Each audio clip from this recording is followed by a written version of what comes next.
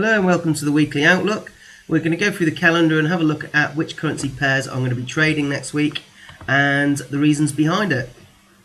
Okay, first of all, we've got quite a few positions on the Euro Swiss franc at the moment. Over the weekend, they have got the SNB gold asset vote. Okay, it's a referendum about whether the Swiss National Bank should hold gold as part of their assets.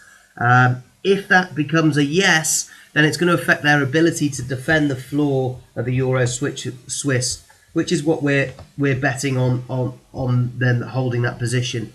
Okay, which is why we're buying the Euro Swiss at the moment.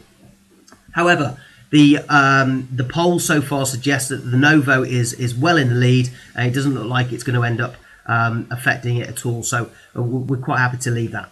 The other thing that we've got going on Sunday is at 7:45 p.m. in the UK. We've got the New Zealand dollar. We've got Governor Wheeler speaks. Now, he's been jawboning the currency down for quite some time, and we've actually got quite a few sell positions on the New Zealand dollar, US dollar at the moment. Okay, they've got their Goldilocks price of 65 cents to the dollar. That's exactly where they want it to be.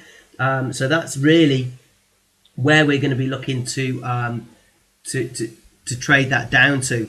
Ignore this position here. This is a limit order. Okay, so what we're really looking for here is just the continuation of this downtrend and moving into profit. We've got sell positions all the way down here where it started to rally back up last week. We've had some higher positions up here as well. At the moment at 7,818, we're starting to get down to that 7,800 level. We want to see that broken really and it continuing down to the 7,700 area. But we've got a long way for this to fall over the coming months. So I'm going to be holding those positions. So Governor Wheeler, I don't expect anything to happen except to see more downside on this. Okay, we've also got, moving on through the week, we've got ANZ commodity prices as well, expected to be slightly lower. We've also got GDT price index. Now this is coming quite poor over the last couple of releases. Last time it was minus 3.1%. If it falls below that again, we're going to see this hit hard. If it comes in higher, then it's going to rally up and it will give us an opportunity to sell this again. Okay, and so this is on Tuesday on the New Zealand dollar. So going to be selling it down until Tuesday, and then hopefully be into profit. Have some of those trades locked in, so that they're break even. And then when that GDT comes out, if we get a rally, then I'll be looking to enter sales again at higher prices. If it comes in worse, then it will just continue down, and we should start banging on that 7.5 area. So we've got a way to fall yet on this. Okay, so that's basically the New Zealand dollar for the week. The next one we're going to be looking at is going to be the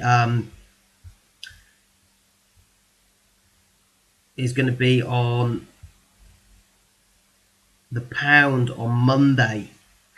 We have got Chinese data out early in the morning, which could affect our Aussie dollar. The Aussie dollar has been pushed down, weighing by heavy commodity prices at the moment. Manufacturing PMI is expected to drop on China as well, which could have adds more pressure to the Aussie. We've had sales on this again. This has also been jawboned down by the RBA. And the data from the RBA, the data on the economy at the moment is fairly neutral. So they want this to be trading between 8,000 and 85. So I'm expecting it to drop into that price over the coming weeks. So I'm trading it down until then.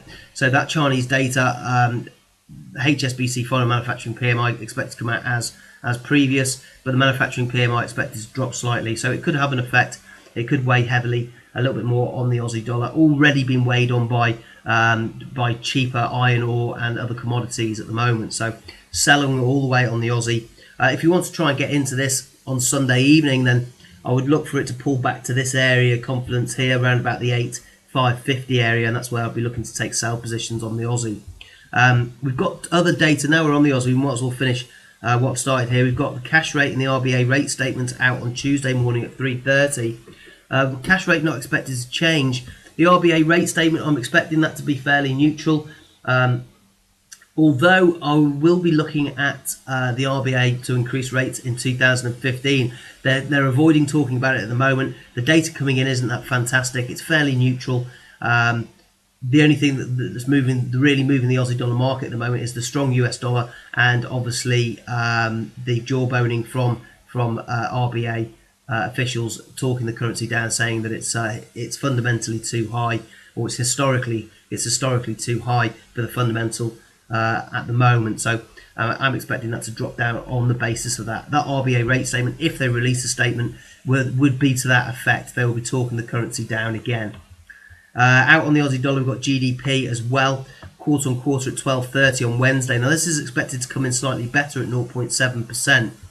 Okay, so what we could possibly see here is a talk down from the RBA and a decrease in value in the Aussie dollar, and then we may see a spike up and a bit of a rally on Wednesday morning at 12.30 as well. I am looking to buy back the Aussie, but I wasn't expecting to be doing it so soon. So we'll just have to see what happens at that GDP release at 12.30. I'll probably be waiting for it to happen, see what the figure comes in at before I take any trade or any additional trades to what I'm already trading at the moment. So that's about it really for the Aussie dollar next week. We've got the retail sales figure out on Thursday. Not expecting a massive change on that. It's actually supposed to drop. So, you know, and the trade balance as well, which is actually supposed to come in slightly better. So there's a bit of a mixed data coming in on Thursday the 4th. So we could get a bit of spiking about. I should imagine it'll probably return to the original price before the alert on that one. Okay, so we'll move over to the pound. We've got the data out on the pound next week, starting on Monday. Starting on, I think it's Monday. Starting on Monday, we've got manufacturing PMI expected to drop very, very slightly. The pound at the moment is starting to make me think that we're on the verge of a rally. And the reason I think this is because we still had the NPC members come out with a split vote of 207. So two of them still voting for an imminent rate hike, where 7 were not. However, the majority of the NPC members did say that inflation could grow very, very quickly.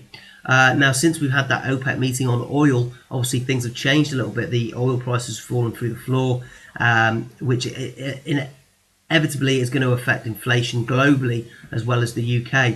So the downside to that is it takes the pressure off the BOE to raise interest rates. The upside is obviously it's a bit of a mini stimulus for the ECB for the euro, which is also weighing on the pound at the moment, which is stopping the pound from rallying. The data, the UK is actually recovering at moderate trend, and there's nothing wrong with that at all. But it's these outside global factors which are really weighing on the pound at the moment.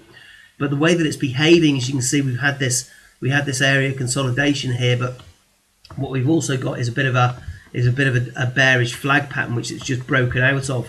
I'll just roughly draw that in there. Okay, so we've had a breakout of there. Now the actual target for that is about 156. It could very well pull back to the baseline here. If it does that, I'll probably look to take sell positions as long as it stays below 15750.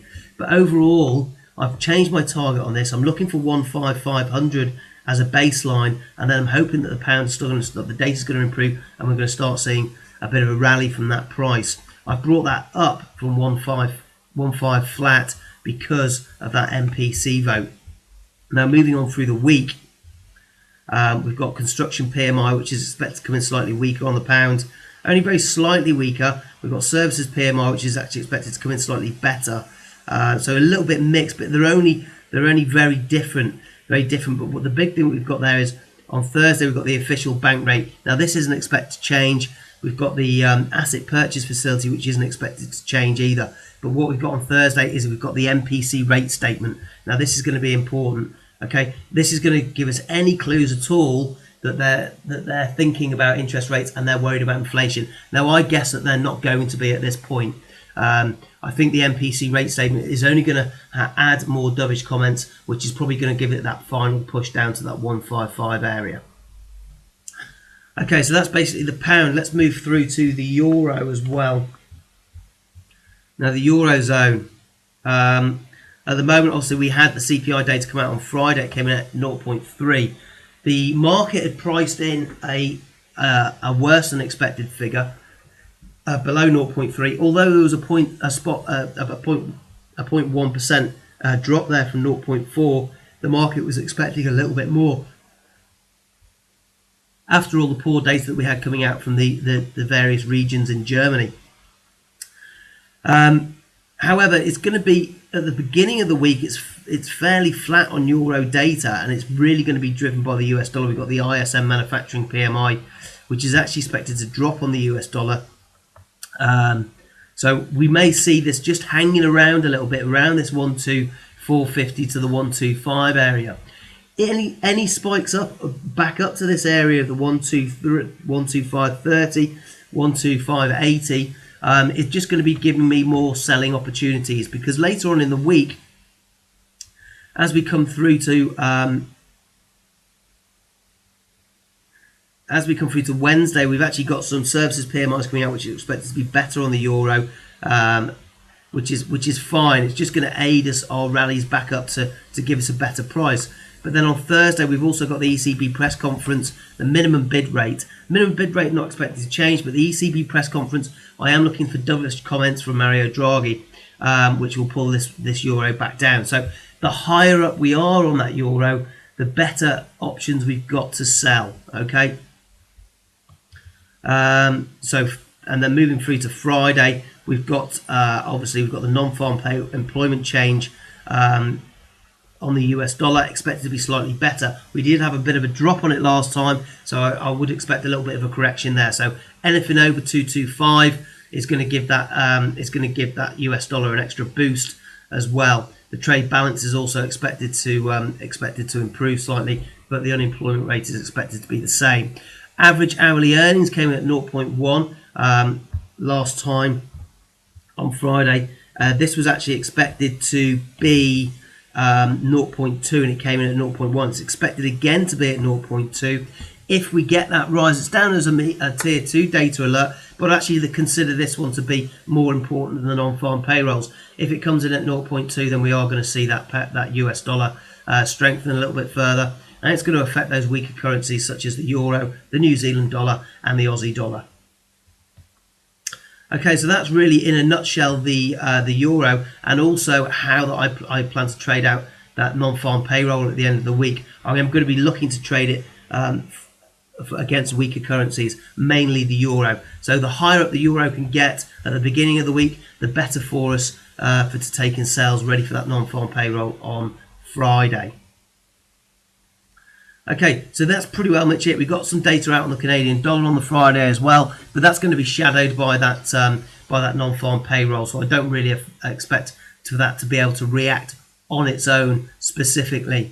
The thing that I will be looking for though is just to see where that price on the Canadian is. It's been heavily affected at the moment by oil prices, lower as the Canadian is their major export is oil to the United States. So those oil prices are going to affect that currency quite badly, and as you can see, we've had that big rally last week.